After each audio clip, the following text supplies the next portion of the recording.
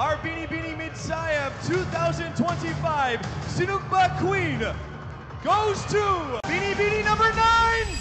Midsayap envisions itself as a highly livable city where people are genuinely happy by 2030. As Bini Bini Midsayap 2025, what meaningful contribution will you personally make to help turn this vision into reality? I do believe that our municipality is not just a land, but it is a portal of wonders with great social development as we offer our unique culture and people that builds camaraderie.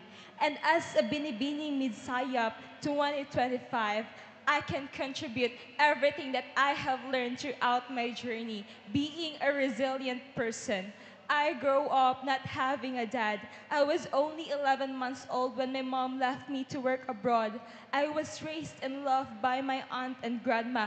This story of mine is a story of a resilient person and a hope to others. And throughout my journey, I have carried 3 advocacies. First is para sa kapilya, reviving the faith through youth engagement. Second is UBAS, ugnayang barangay at simbahan.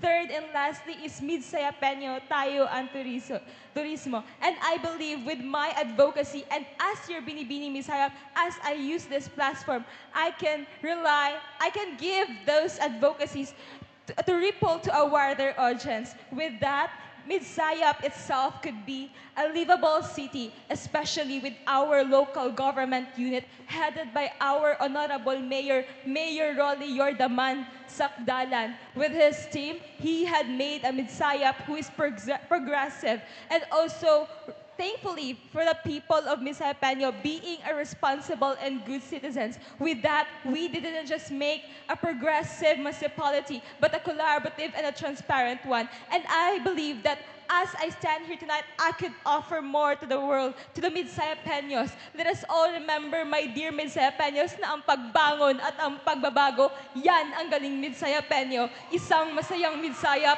tanaw ng buong mundo. Good evening.